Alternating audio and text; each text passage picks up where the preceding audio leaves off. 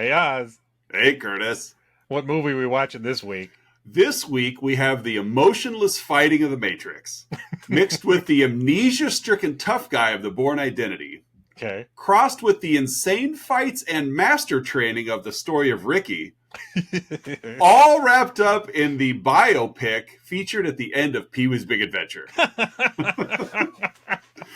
This week we're watching American Ninja.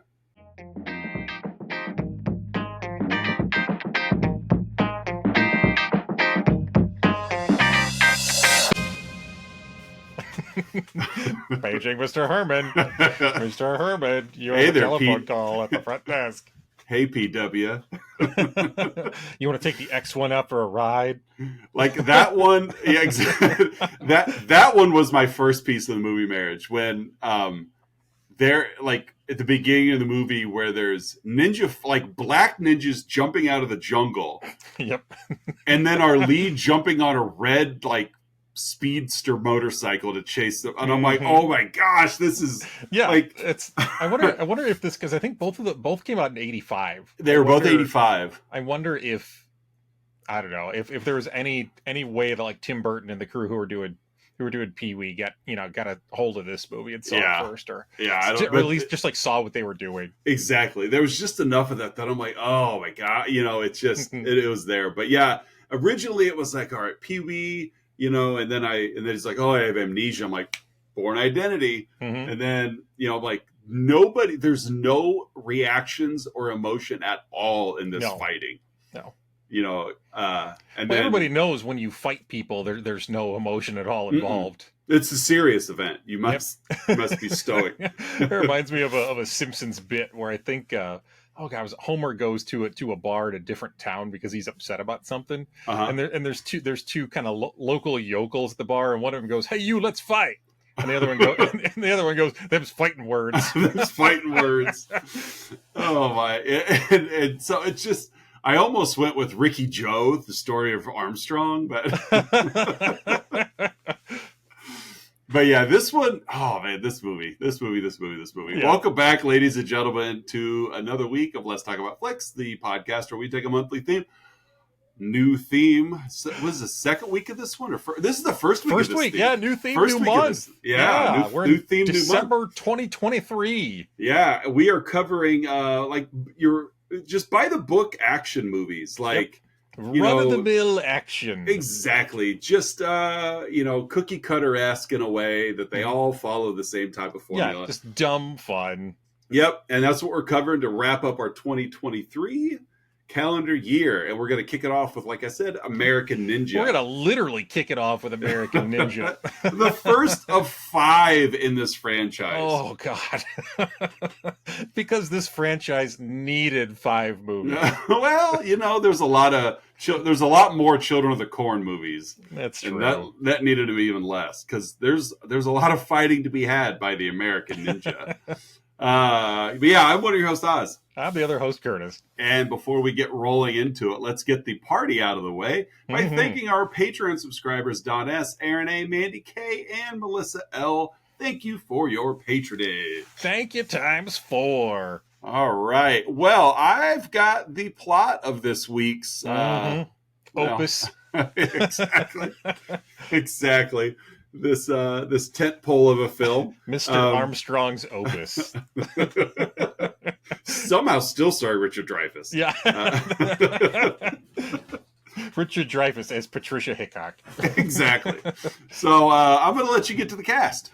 Oh, yeah. What a cast we have here, Oz. Yep. We have starring as Private Joe Armstrong, the amnesiac army private who was put into service in lieu of prison time. Going to prison. Yeah. Mm-hmm. That's how that works. We have Michael Dudikoff, former dancer and model turned martial art. He had martial artist-ish. No martial arts experience prior to this film. But he was so athletic that they were confident that he could pull off the moves, which I think he more or less did. He more or less did, yeah. Some clever editing, I think, in some places, but yeah. I think, at least you could see his face, unlike the end of, what was that Jonathan Brandis, Chuck Norris movie, Sidekicks. Yes. where Jonathan Brandis is supposed to do this like martial arts like show or fight or whatever at the end of the movie, and then suddenly, quote unquote, Jonathan Brandis ends up head to toe covered in a gi, and then was exquisite fighting. And then suddenly at the end they cut, and then he takes off the headdress, and it's Jonathan Brandis. Oh, it's Jonathan Brandis. At least we saw Michael Dudikoff's face as he was fighting in this film. Did you watch any of the Wet Hot American Summer, like the 10 years later, whatever? Yeah. I think I saw the first episode and then just forgot about it. Yeah. It was okay, but I bring that up because 10 years later, Bradley Cooper is now a huge star. He's an A-lister. Yeah. And they were able to get him on set for one day to shoot a couple of scenes. But then there was a big party that he was DJing. However, he was wearing a ski mask the whole time. Okay. So, just, to hide because it clearly wasn't Bradley Cooper. Right. But his DJ name was DJ Ski Mask. Whatever. But yeah, it's that same kind of logic in Sidekicks. But at least we get Dudikoff in, he's doing enough of the enough. Movies. Yeah, sure, yeah. Then we've got D-list blaxploitation star, and that's D-list amongst blaxploitation stars. Yeah. Steve James as Corporal Curtis Jackson. Boy, is he cut though. Oh yeah. Oh man, that guy's chiseled. Yeah. Also, Curtis Jackson, 50 Cent's real name. Yeah, I was going to say. Also chiseled. Yeah, he is. Like, it must be part of the name. Well, it's in the name Curtis. If your name is Curtis, then you're cut from granite. Do you think 50 Cent was named after this character? I couldn't see it any other way. Because, with him being born in 1975, he probably went 10 years with no name. Yeah, his parents were just waiting for the right inspiration. They watched a lot of films. He's 10 years old. Every time they go to call him, they just trail off. At the end of the sentence, hey, it's time for dinner. 50 Cent. That was his nickname. They had given him a nickname before they gave him a birth name. There's only 2 numbers in his social security number. That's true. That's fine. And then they saw American Ninja. Yep, and the rest is history. We have Judy Aronson as Patricia Hickok. I believe you mentioned as we were wrapping up last week that she was in a couple other 80s masterpieces. Yeah, she was in Weird Science and one of the early Friday the 13th movies. Mm. Yeah, in Weird Science, she was I think Robert Downey Jr.'s girlfriend. And then ends up being with either Wyatt or Anthony Michael Hall, whatever one. But yeah, she was in that one. And then she gets killed by Jason. Of course, because that's what happens in a Friday the 13th movie. If you're a teen girl, that's what's going to happen. Yep. We've got Gweech Cook as Colonel William T. Hickok. Yep. John Fujioka as Shinyuki. Don Stewart as Victor Ortega, the mustache twirling baddie. Yes. John LaMotta as Sergeant Ronaldo. And then we have Tadashi Yamashita as Black Star. Yeah, Black Star Ninja. Black Star Ninja. And you know that because he's got a Black Star tattoo right on his dimple. It's a very literal movie in a lot of ways. Very much. Not a lot of subtext to this. Nope. All right, well that's the cast of characters, Oz. What do we got for the thick plot of American Ninja? Pull up, folks, and here comes your fireside chat.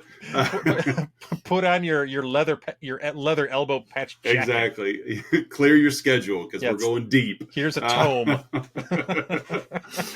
We start our film with it's a canon film, first of all. I guess that's the best way to start. We start our film with the Canon Group production, and you're in for a ride there. So it's mid '80s and it's canon. It's like, why not? Was RoboCop canon? I don't remember. I mean, it feels like it should have been. Yeah, I get excited when I see Cannon or when I saw like Orion. That was another one where I was like, all right. I'll buy that for $1. It's half of what 50 Cent's parents said. That's Hi-yo! true. before they named him Curtis. So, but no, we start really just kind of right in the thick of it. We've got a convoy going of for some reason. I want to break out into song. We got a great big convoy. we got a convoy of army trucks. Sure. that are giving the colonel's daughter a lift somewhere, along with transporting goods. Yeah, they're full of goods. They pull up on a highway, and there's some. It's not really road construction, but this piece of construction equipment is blocking the path, so they have to stop. It's just a tractor of some sort. Yeah. Well, this is when Joe looks in the rearview mirror and he sees another tractor pulling in behind him. Closing them all, pinning them in. That's right. And something is up.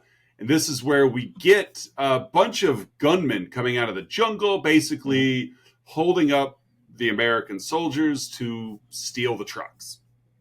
That doesn't work for Joe. Nope. He's not going to take that. No, the other soldiers have no problem just being pathetic. The sergeant, was it Ronaldo, was like, just take it. It's yours. They were caught off guard. You have an entire convoy of American soldiers and not one gun. Nope. In another country. Right, in the Philippines, by the way. Joe doesn't like this idea. So he starts to fight back. And then ninjas show up. Yep.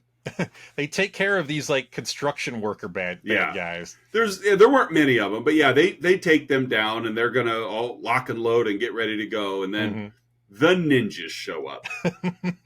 And this is the pace of the movie. Like, we're just a couple of minutes in, and we've already got ninjas. And they are some of the worst ninjas because Joe just dispatches them all single-handedly. They come from the martial arts school of one fight at a time. Yeah. Let's surround him with 6 of us, and then we'll come at him one at a time. Just individually, we will come at him. Yeah. We won't fight from a distance. Meanwhile, some sweet ninja moves here. There's like 3 of them that hit trampolines all at the same time. Yeah, I know. Front flips. And they slowed it down, and it's like it's all of those 80s tropes of like. Yeah. Watch these guys trampoline over this embankment. Watch this. It's like a loaded weapon. The gas station. They're just doing all the flips. Yeah, he shoots 2 of them out the window, and 20 seconds later they land. It's pretty much what this is. Only not tongue-in-cheek. Yeah. So Joe's fighting them off. A couple of the ninjas take Patricia, kidnap the colonel's daughter, and Joe takes off after them.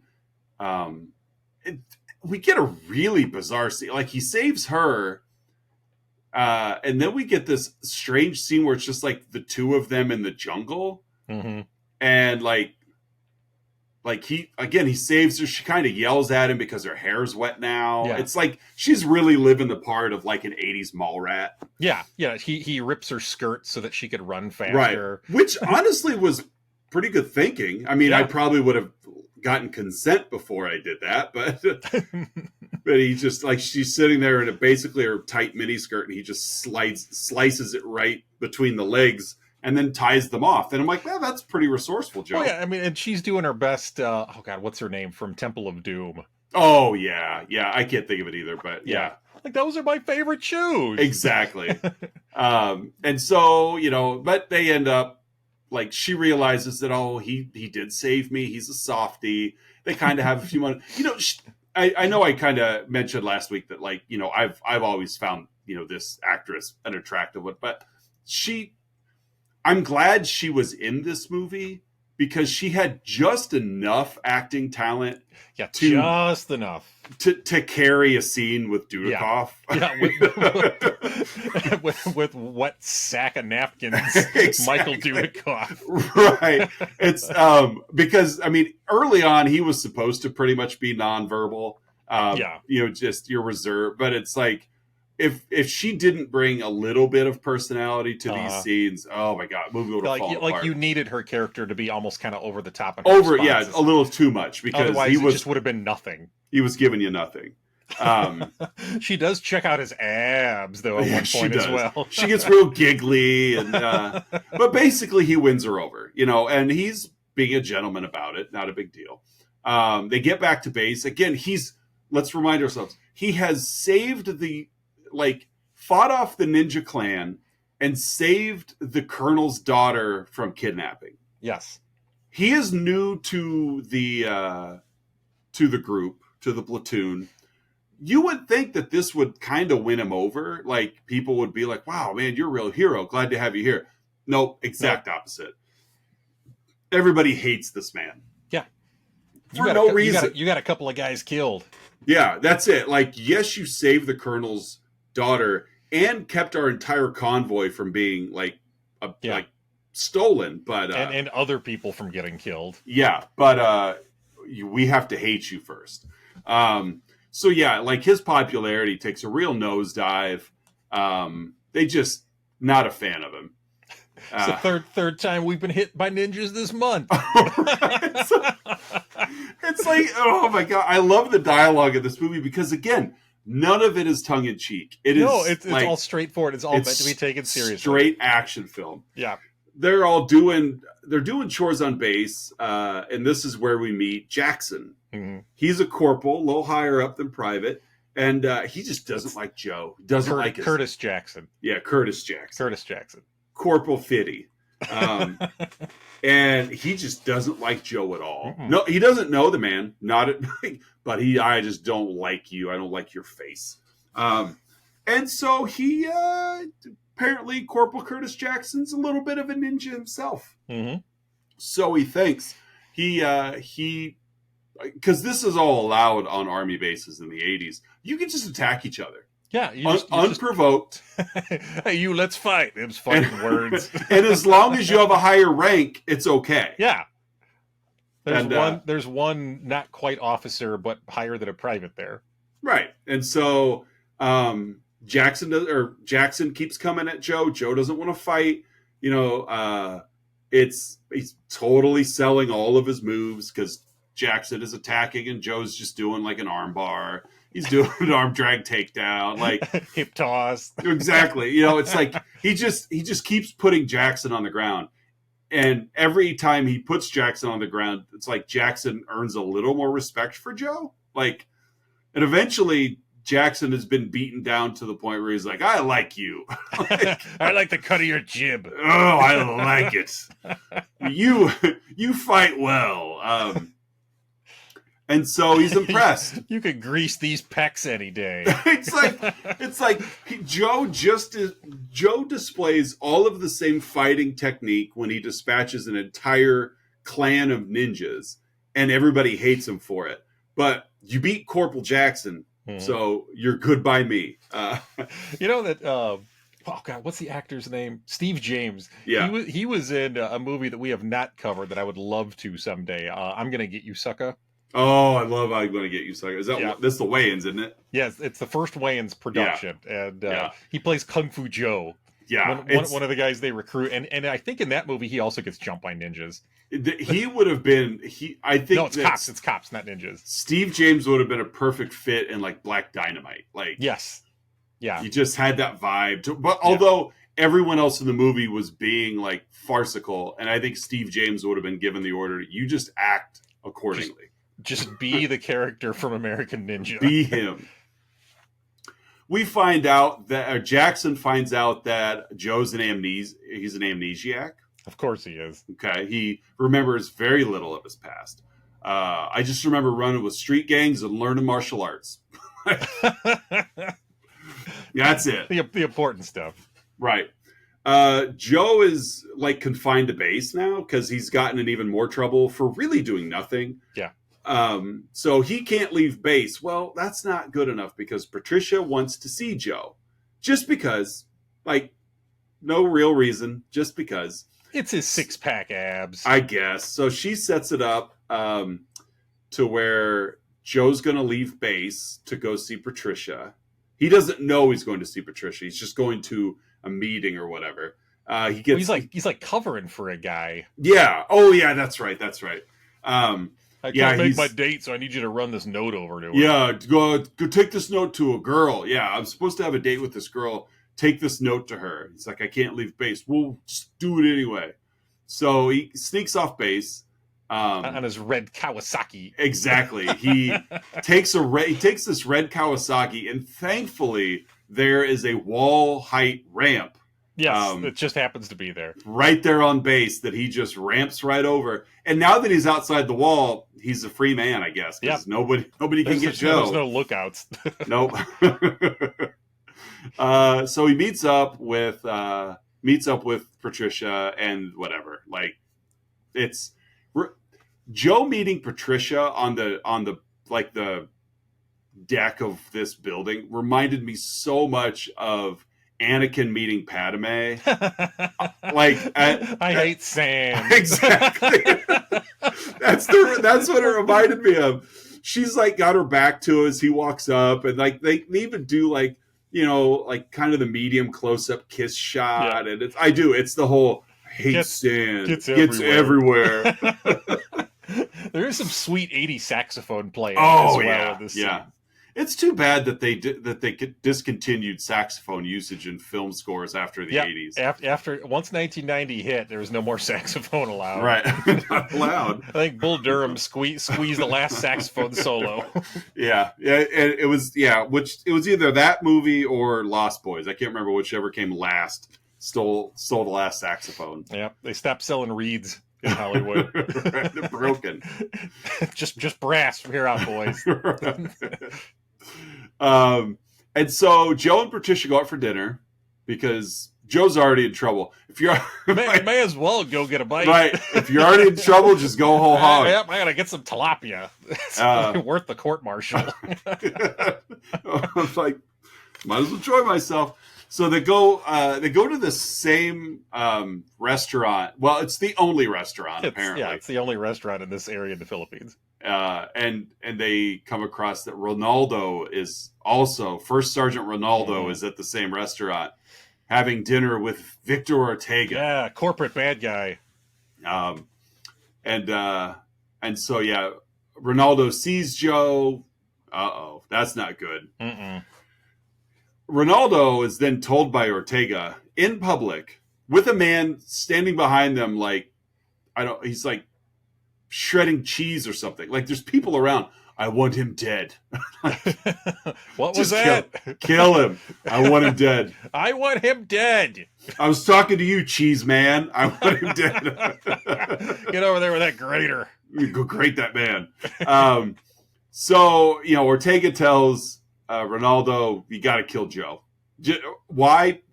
Just because I guess he's the guy. Yeah. Like, got to kill Joe. So we also obviously find out Ronaldo is on Ortega's payroll. Yes.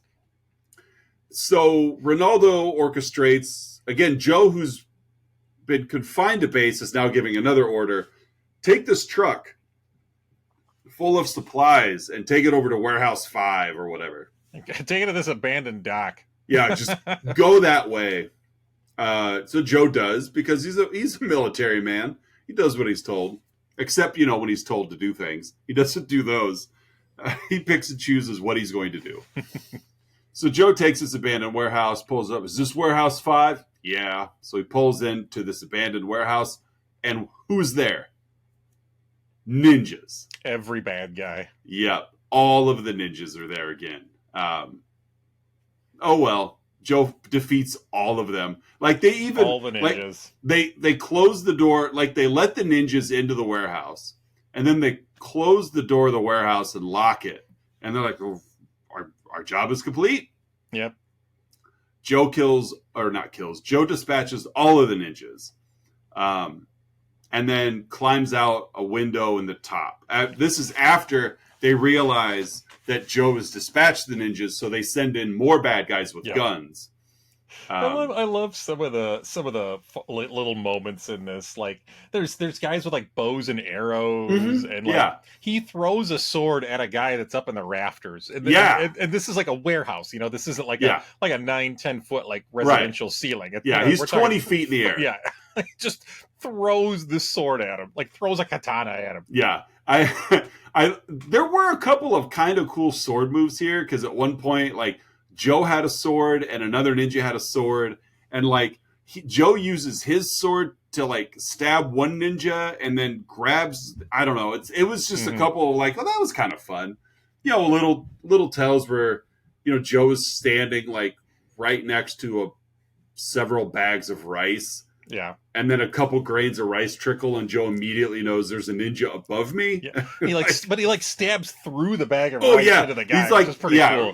Yeah. It's like just little, like just dumb fun things like that. I would have loved some great like Schwarzenegger-esque lines like "rice to see you." Oh, that would have been a good one. That would have been a good one. Riced in peace. That would have been good. Yeah.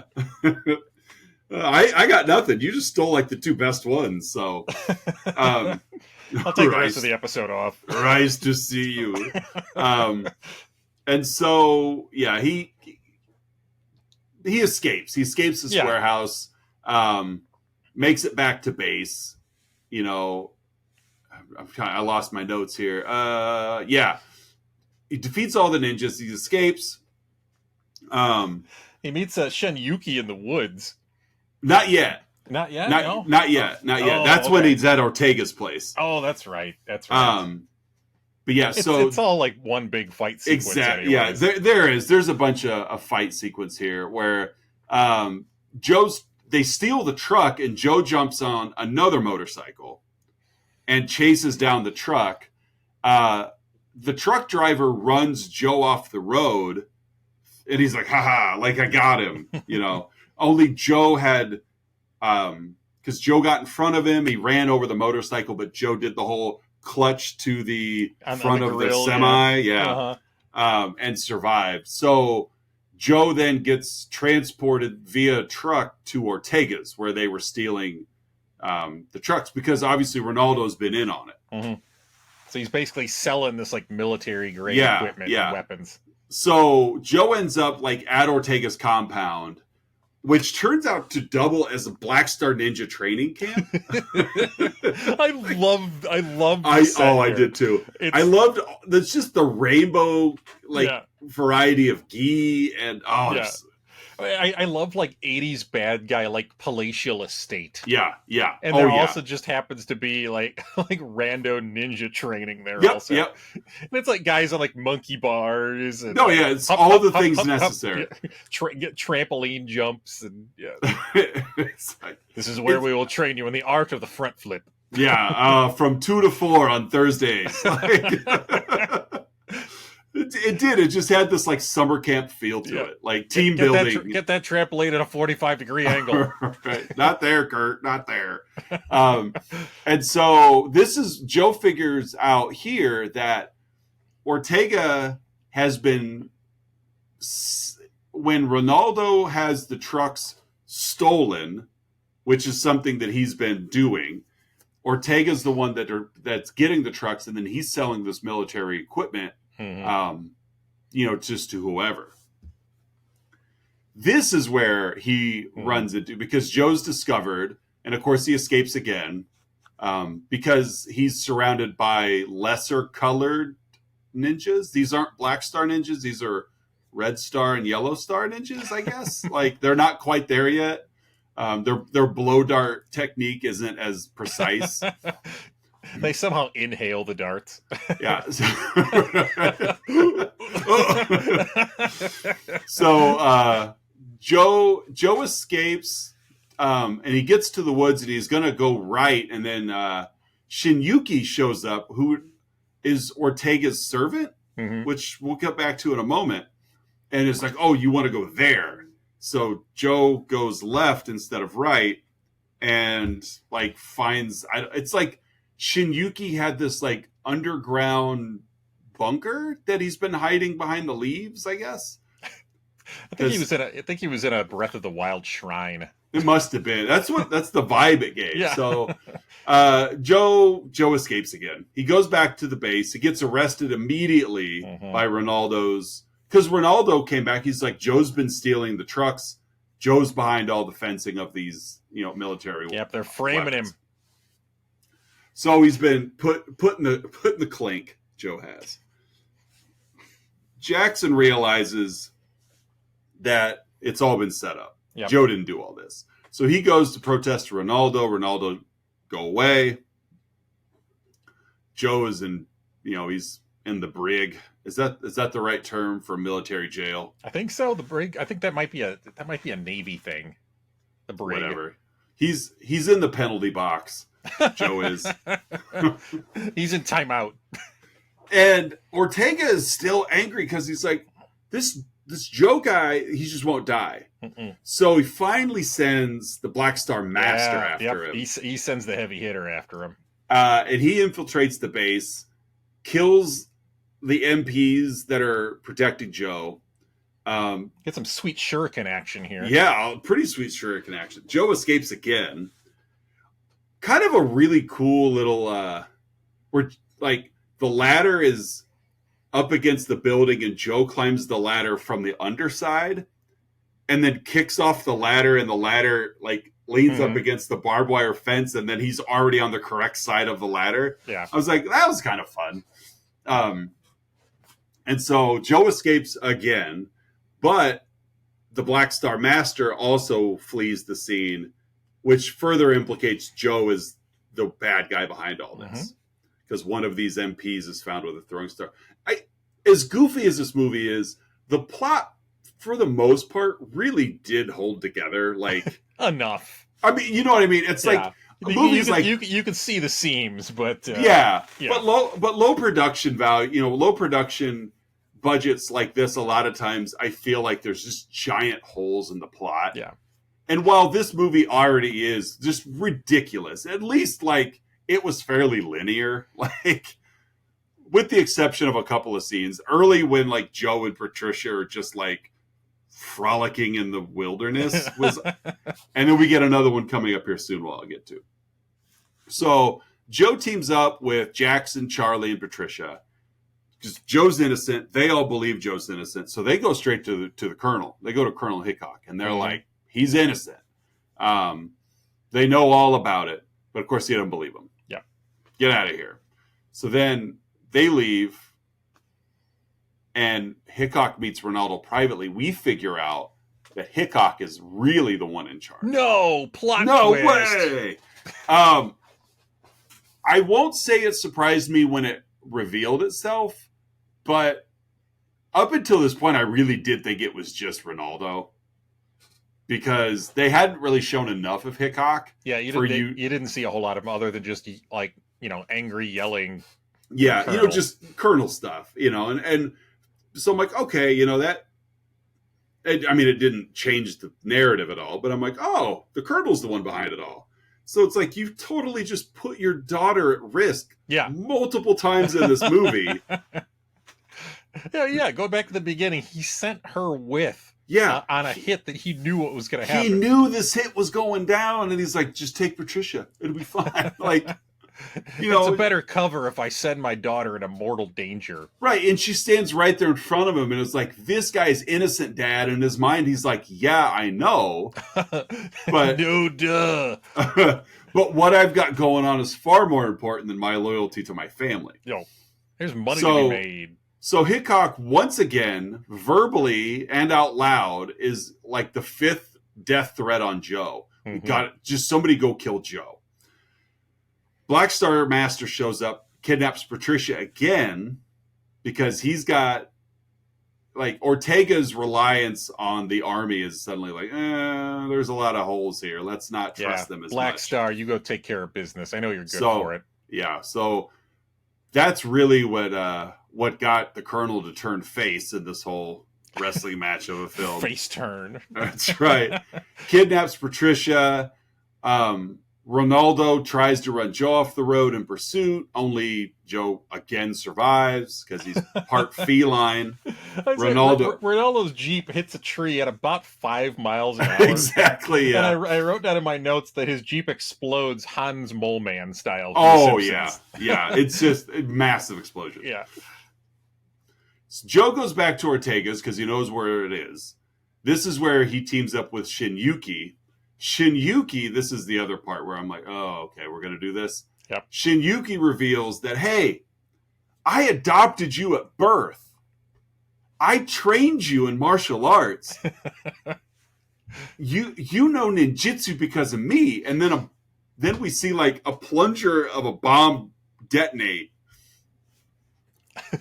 Joe and Shinyuki are separated by the blast. Mm-hmm. They both thought the other died and then gave no effort to pursue the truth. Like, oh, Joe died. Whatever. Oh, Shinyuki, whatever. Yeah, that was a little unnecessary. Yeah, exactly. So they reunite. Shinyuki finishes his training for Joe at Ortega's mansion, we should say. Yeah, like Joe has just broken in and dispatched several guards and then takes a couple hours to go chill with Shinyuki. Yes. Inside of Ortega's complex. This would be like Obi-Wan training Luke about how to use the Force on the Death Star. Yeah, on the Death Star. Right outside the firing chamber. Right. Before we go in, Luke, we got something we need to talk about. I got to give you your final lesson. That's right. So now we get the big final fight. They launch a surprise attack, complete with smoke screen. Oh, yeah, we got smoke bombs. Yeah, like Joe shows up in full regalia, full ninja regalia at the Black Star training facility. And they're like, get him. So Joe's in the middle. They're all circled up. Smoke appears. Shinyuki is now in the middle. He got past the circle of guards to join Joe right in the middle. Yeah, well, I think he used his teleportation smoke to do it. He bamfed in there like Nightcrawler. Exactly. That would explain the smoke. And his tail. And Shinyuki's tail. So they fight, and of course the two of them dispatch all of the Black Star ninjas. All the ninjas. Black Star Master, I think, was it a shuriken he throws? Anyway, I think was it the shuriken or a knife? Yeah, Shinyuki jumps in front of it. I'm cold. I'm cold. That's probably the bags of ice on your feet. Thanks. So Shinyuki's dead, giving Joe even more motivation to defeat the Black Star Master, who apparently has laser beams he could fire from he's got laser beams in his gauntlet. Yeah, it's the power can slowly explode a terracotta pot. It's like Iron Man with those like laser wrist pretty much, yeah. Kind of out of nowhere. Hickok shows up. He's now a good guy. He's like Sergeant Slaughtered his way back into the good graces. It's got his aviators on. So we've got Joe versus Black Star Master. We've got the Colonel versus Ortega. Because Ortega is taking Patricia. We're going to get on a helicopter and get out of here. And so Jackson and the other guys pull up. Yeah, like it's the base is empty. The entire military base is empty. Everyone shows up. I have a moment here. Jackson fights a guy who looks like Bolo Young. Oh, he did. I forgot about that. That guy was jacked. And what does he do? He just goes straight to multiple groin punches. Yeah. He grabs fake Bolo Young's groin and goes, "How you like that, numbnuts?" I know. It's like, this guy was huge. It's a move straight out of Christine. Yeah. That's right.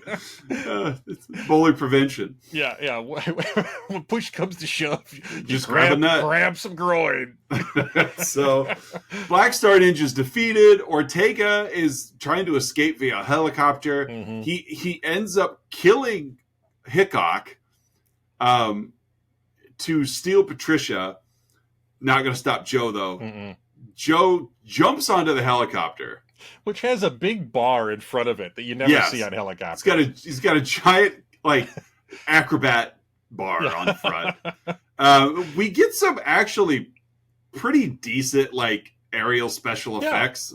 Because it's all obviously physical effects. Mm-hmm. So I'm sure it's not Michael Dudikoff though.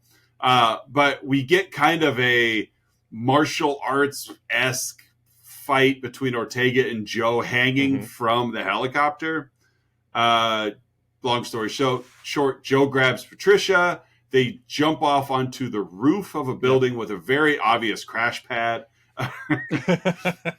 Because those shingles bounced when they hit. And not before Jackson takes the rocket launcher that was attempted to being stolen earlier, blows up the helicopter, and that's American and Ninja. That's it.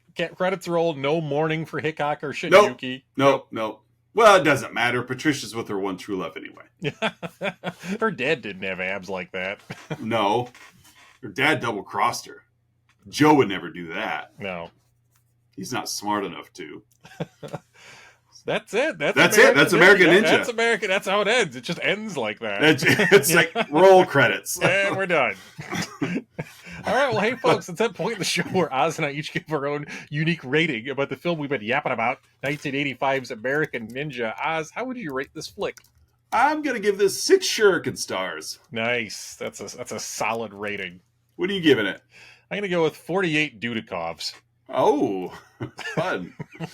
I think that's a vodka brand as well. I think it is. The Dudikoff. Dudikoff 48. Yeah. Buy at your local Binnies. Joe Madden will sell it to you. Can you point me in the direction of your finest Dudikoff?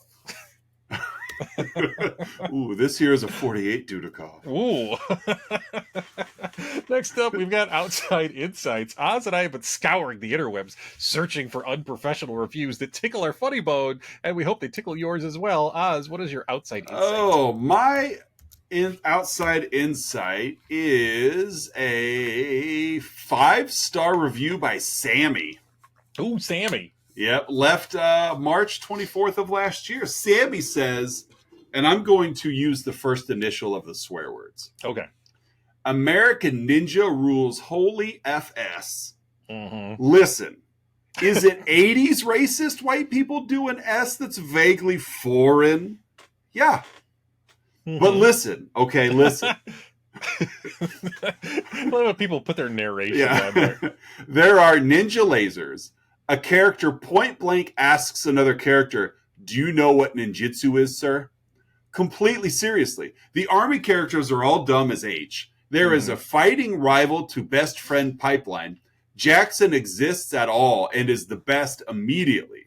This is a series that has 5 films. I've never heard of it, and I'm mad that more crusty boomers don't talk about this at all. What the F? This movie is dumb as F, and it goes from the second the opening credits finish. I'm going to watch all these because I'm still in disbelief that not only do I like this movie, but there are 5 of these. Thanks, Sammy. Takes a shot at the boomers. Yeah. Crusty boomers don't talk about this movie enough. Boomers are the reason why we don't have fine cinema like this. It's why they always stopped at 5, because the crusty boomers quit talking. Boomers. So that's my 5 stars. Why don't you go get your 4:30 dinner special and right. not talk about American Ninja? Idiots. What do you got? I got 2 I got to share. They're both 1 out of 10 reviews from the Internet Movie Database. The first one is from Freemahart, left in January of 2004.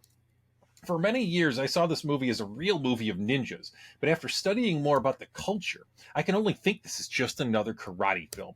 A black shinobi and some weapons doesn't make a ninja. It's much more than that. The ninja are the most dangerous warrior of Japan because they are trained in every aspect of life to survive anything, killing whatever tries to stop them. This movie is not about a ninja warrior, just a clown trying to be something he cannot even understand. Wow. You just don't understand ninjas, man. You know who wrote this? Who? Kevin Costner from The Bodyguard. Because remember, he had that infatuation with right. like Japanese feudal warriors. That's right. He had that weird sword that cut like that Whitney Yeah. Houston's like her scarf or whatever. Yeah, as it fell on it. I'm pretty sure it was Kevin Costner from the Bodyguard. It was. He's my bodyguard. He's my bodyguard. My other one is just one sentence. This is from George Pearson, left in April of 2021. That's the key sticking point. It's from 2021, 2 years ago, as the time of this recording. This is just a B movie. To be honest, if it were made today, it'd go straight to DVD. Yep. In 2021. In 2021, yeah. Yeah. Straight to DVD. Straight to all those DVDs we see getting pumped up by major studios. Yeah, all over the place. Not straight to streaming. Not even straight to Blu-ray. No. Straight to DVD. Straight to DVD. Okay. Thanks, George. All right, folks. Boy. It's that point in the show you've all been waiting for. Our signature segment, the 3-2-1, where Oz and I each share 3 goods, 2 bads, and 1 about the film in question, American Ninja. Oz, what are your 3 goods? My first good, Jackson. Yeah. Oh, yeah. He's amazing. It's so corny, but like Dudikoff forgot the corn, so Jackson had enough for everybody. So Jackson's my first good. My second one, super ripped. Oh yeah, he's jacked. Super ripped. And he's always covered in like baby oil. Yeah. Glistens. Lunch Lady Doris, do you have any grease? Then grease me up, woman. Oh, I love The Simpsons. Not as much as you, but I do love The Simpsons. Mid-90s Simpsons, yep. My second good is the sound effects in this movie are so cheesy. Like, and they're not even like in your face, but they're just like the ninja sounds, and they're just great. It really adds to the ambiance. One of my possible goods, you were 2 for 2 on shared possible nice. goods. Because one, I had the sound effect of Joe cutting people with a sword. It's like a whoosh.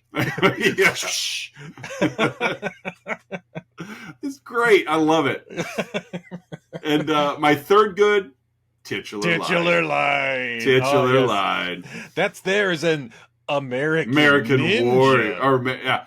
I did read, and I don't know why this would have confused me, because remember, I almost threw this in last month because I thought it was called American Warrior. Mm-hmm. Apparently in the UK, it was released as American Warrior. So I'm wondering, and I am being genuine here, I'm probably wrong though, I'm wondering if I've seen it somewhere, because in the various video stores that I've worked at, mm-hmm. I wonder if I've seen it by its variant title and just didn't but yeah, American Ninja, but yeah, titular line all the way. What do you got? What are your 3 goods? Oh, let's go for my first good.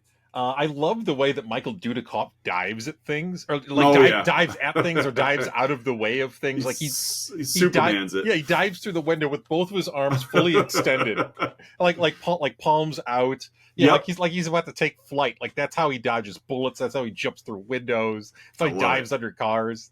Yeah, he's taking flight every time. So that's my first one. My second good is I kind of briefly mentioned this earlier, but I love rich bad guys with accents, mm-hmm. like non-American accents, who have these like palatial tropic estates, like Dan Hedaya. Exactly. Yeah. Palatial estates owned by bad guys, and it's like they don't even ever appear to have like a front. They're just that like. How'd you make your money? A Bad Guy Incorporated? Like, there's no faking. It's just, they're just evil. Mm-hmm. Yeah, there's no beating around the bush here. That's their business. Yeah. Evil. My last good. I'm already laughing at the just reading this again. So, Joe, this is the sequence where I think Joe was breaking it. I think he was breaking into the Ortega estate towards the no it was, well, it might have been that, whatever, it was at night, and he's back at Ortega's, and he takes out a couple of guards, and there's another one he kicks square in the groin, uh-huh. but he doesn't remove his foot. He leaves his foot on the guy's groin and then like twists his foot Oh, and yeah. like mashes the guy's groin with his Yeah. foot, and you hear a squish sound. I was watching this movie and I ran to the other room to Patreon subscriber Melissa, and I say, "Hey, Patreon subscriber Melissa, you got to see this." and I must have ran it back 5 times. He kicks him in the groin, but that's not good enough. No, he leaves his foot. He squishes it around, and you hear a sound. Oh man, I remember the kick. I missed the squish. I'll have to go back. There's not enough groin mashing in action movies. Not anymore. Just the kick, and you got to mash it. How do you top Dudikoff? I know, right? There's. He was schooled in the art of groin mashing by Shinyuki as a child. Groin jitsu. All right, well, that's my last good, Oz. Hey, what are your 2 bads? Filipino ninjas are pretty bad at their job. Mm-hmm. Like, I believe Black Star Ninja was truly Japanese, but the rest of these guys in the Philippines, they can't hold their own. Like, Michael Dudikoff, who doesn't even know why he's good at what he's good at. Like much like Jason Bourne, like, oh, I know how to fight. There's no problem dispatching them. So Filipino ninjas, step up your game. 2, and I mentioned it earlier, just the number of loud conversations being had in this movie about killing Joe. They're not like private, quiet talks. They're like at a restaurant. They're on the front porch, like. Just got to get that guy, get him out of here, and got to kill that Joe. Right. So just the number of loud conversations about killing Joe. Nothing subtle in this movie. Nope, not at all. So, what are your 2 bads? Oh, there's several to pick from here. The first one is, I'll go with, again, you expect a lot of racism in a movie like this, and it wasn't quite as bad, but we've seen worse. We've seen worse, especially in 80s movies. Yeah. But again, like just Asian people are ninjas is kind of one. And then there's also like several instances when we saw like an Asian character on screen, like you would hear that sort of like stereotypical like Eastern Asian music and instrumentation played, like some ting tings or a gong you don't have to do that. Like we can tell that we can recognize. Asian. Yeah, you don't need to lay that on the soundtrack. So that's the first one. My second bad is Joe's in the slammer, and Black Star shows up to kill him. And Joe, he's like hiding around like a wall in the toilet, and then he like jumps up in the ceiling. Yeah, and like Black Star is in there, and then another guard runs in. So there's actually 3 people in there, and Joe doesn't stop to help the guard. No, Black Star is in the middle of killing this guard as Joe makes his escape. So this is a fellow army soldier that Joe just leaves and just lets Black Star kill. What would you do? Run and do that sweet ladder trick, because I think that's what came next. I'd have probably kicked him in the groin and twisted my foot. Mashed his groin. All right. You need a hand mashing some groin. Let me go put on my steel-toed boots. Mashed his taters. And by taters, we mean testicles. Yes, we do. Yep. Oh, so yeah, that's my second bad. Hey, Oz, what's your one, I was wondering when watching the Black Star Ninja training facility scene, do you think the different colored gis represent the different colored belts in other martial arts systems? Sure. I think right? I think the producers probably thought that was representative of something. Yeah. But because that's the vibe I got, was it's like depending on what gi color you were, depended on what skills you could learn. Like you can't go like purple belt, green stripe to I don't even know if that's a thing, but you got your brown belts, your yellow belts, your white belt, and it's like, oh, that's what you've got running around out there. But your red belts. the scenes where like the wide shots where it was like all these ninjas in training, their gis look like those newer Halloween costumes that like self-inflate. Uh-huh. It looked like underinflated like yeah, Halloween. yeah, It was like something above garbage bag, but but clearly not like a gi, like a real gi. Like a cold Halloween night. The air lost its inflatability exactly. a bit. like the big T-Rex just isn't inflated. It just doesn't quite hold up because of the cold. You can still tell it's a T-Rex, but he's a little like fell into a vat of acid in RoboCop. Yeah, he's sleepy. So, what's your huh? Or was that your huh? No, that was my huh. No, that was oh god, there's so many to pick from here. You found holes? I didn't find any. I know, right?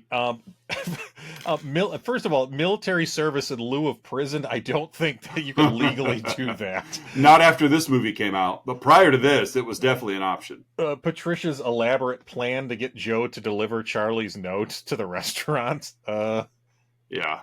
Okay. Black Star, like not using his sword when he's fighting Joe. Like, so would you... If you had a wrist laser, would you use your sword? Oh, true. Those are all possible huhs. My real huh is going to be, again, this movie's called American Ninja, and it's more recently, there's the show American Ninja Warrior. So I'm watching this movie and I'm like, when is he going to get the warped wall? It's like false advertising. When does he have to jump off those angled platforms? Yeah, from side to side. There's no salmon ladder in this movie. Come on. Additionally, where's the big balls? Like the big inflatable balls. Yeah, I would like to see Dudikoff work his way through that. Yeah, prime Dudikoff. Bounce down all 5 of the big balls while getting sprayed in the face with foam. While there's boxing gloves coming out of the wall. And I know I'm intentionally mixing my physically based game shows here, but I don't know. I think this movie would have benefited from that. Yeah. Or at least given the MXC treatment. There's just a big boulder rolling down a hill. Exactly. Oh, that's a show I wish was still on. I might have to try and find that. Most Extreme Elimination Challenge. Yeah. Well, that folks is American Ninja. Yes, it is. You've got next week's movie. What are we watching next week? Oh, next week's movie, Oz. And at the time of this recording, I'm literally halfway through it. And oh, what a doozy we have. Oh, boy. Continuing with By the Numbers action films here in December 2023, we're going to switch gears and go with the world's most humble man, Steven Seagal. Right. In 1990's Hard to Kill. Yeah. I've never seen anyone despise praise and attention the way Steven Seagal does. Oh, we were sort of half joking, half not, comparing Steven Seagal pre-show to number 45. Mm-hmm. And there's a lot of very similar personality traits there. I believe so, yes. Mm-hmm. Yes. And as you noted before, also both terrible Saturday Night Live hosts. Yes, yeah. Seagal 24. Yeah. He's got my vote. I think you could probably swap them out, and the same people voting for 45 again would also vote for Seagal. Mm. I love that guy. Got some sweet Aikido moves. Oh, I love that guy. Seagal does too. Yeah. Oh man, that was a fun episode. That was fun. Yeah, so, we got more fun to look forward to next week, because this will be a fun month for sure. Yeah. Social media wise, you guys can find us on Facebook, Instagram, and Twitter. There's a link to Patreon down below if you'd like to join in. Give the gift of Patreon this holiday season. We've been running 3 to 4 names on Patreon for a long time now, so we need somebody to fill out so we can run a half court game. When we have enough for shirts and skins. Yeah, when we have our annual Let's Talk About Flicks 3-on-3 basketball tournament. We'd like to open up a 5-on-5 competition, and we need a 5th. So be that 5th. And I'm not even going to give you the the Humane Society call now, and we'll throw in a T-shirt and a party bag. In the arms of an angel. Oh, those commercials! I understand the basis behind them, but they drive me nuts when for your donation monthly, like, if I'm going to donate so that you can help the animals, don't send me a t-shirt and a tote bag. Like, that's wasted money. Mm-hmm. I'm donating for the animals. I don't want a t-shirt. I don't know, some pretty sweet PBS tote bags. Yeah, because they pre-make all those shirts, so it's like you've paid thousands and thousands of dollars to have these shirts ready. Meanwhile, go help that shivering dog. Cameraman obviously isn't doing it. Hey Larry, you done filming that cold? That's a wrap. That's a wrap. All right, see you later, fella. It's cold out here. Let's get back in the van. Sure does look hungry. Well, I got places to be. I don't even donate. Like, I can't feed him. It goes against our policy. The overlords at the ASPCA. Yeah, the cameraman wants to help, but he has to donate to ASPCA before he can help. Like, no, you can't directly provide aid. Right. I will. I'll help that guy. No, sorry. You got to donate first. So, all right. But yeah, we'll be back next week for Hard to Kill and for another episode of Let's Talk About Flicks. I'm Oz. I'm Curtis. And we'll see you guys then.